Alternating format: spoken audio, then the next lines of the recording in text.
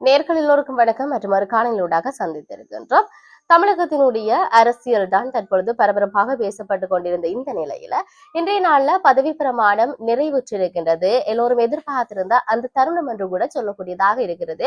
குறிப்பாக சொல்ல போனால் இன்றைய காலையில விஜயினுடைய வீட்டிற்கு, அதாவது முதலமைச்சருடைய வீட்டிற்கு முன் வருகை தந்திருந்த அந்த பாதுகாப்பு வாகனங்கள், அதையும் தாண்டி அவருடைய வருகை, அந்த வாகனங்களுடைய தொடர், அதையும் தாண்டி அவருக்கு பூ கொத்துகள் கொடுத்து வரவேற்ற விதம், மாலைகள் அணிவித்த விதம் என்பதையெல்லாம் தாண்டி அவருடைய அந்த பதவி பிரமாணம் என்பது, அவர் பேசிய அந்த வசனங்கள், அந்த தொனி என்பது எல்லாத்தையும் அலற வைத்திருந்தது.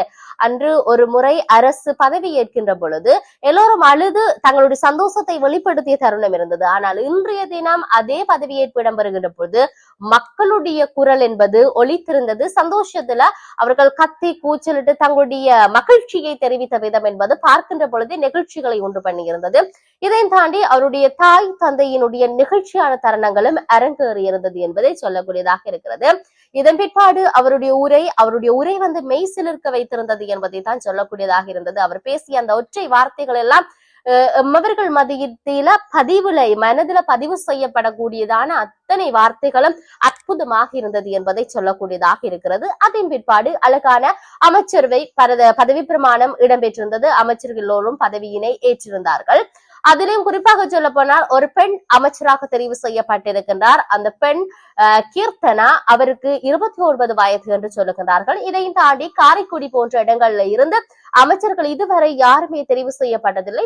முதலாக காரைக்குடியில இருந்து ஒரு அமைச்சர் உருவாகி இருக்கின்றார் என்பது இதுவே முதல் தரம் என்கின்ற விடயத்தையும் அங்கு சொல்லி புகழாரமாக மக்கள் கொண்டாடி கொண்டிருந்த விடயத்தில் அவர் பதவி பிரமாண முதலமைச்சராக எடுத்துக்கொண்டதன் பிற்பாடு அவர் 3 விடயங்களை செய்திருக்கின்றார். அவர் கொடுத்த வாக்குறுதிகளில் என்பதை சொல்லக்கூடியதாக இருக்கிறது.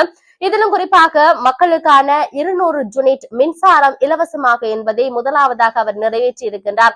அதையும் தாண்டி அவருடைய 2 செயற்திட்டங்கள் இடம்பெற்றது என்பதையும் சொல்லக்கூடியதாக இருக்கிறது.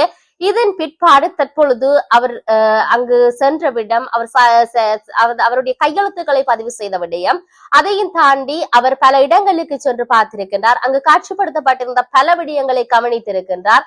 இதையும் தாண்டி சொல்லக்கூடிய ஒரு விடயம் என்னவென்று சொன்னால், வெகு விரைவில் பெரும்பான்மை நிரூபிக்கப்படும் என்றவருடையும் சொல்லி இருக்கின்றார். இன்றைய தினம் சபாநாயகர் தற்காலிகமாக பதவி ஏற்றிருக்கின்றார் என்ற விடயத்தையும் பதிவு செய்கிற பொழுது அரசியல்ல புதியதொரு சர்ச்சை.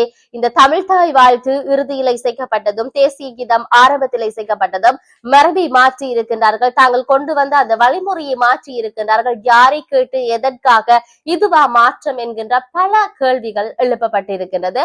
பொறுத்திருந்து பார்ப்போம். மக்கள் எதிர்பார்த்த அந்த ஆட்சி அமைக்க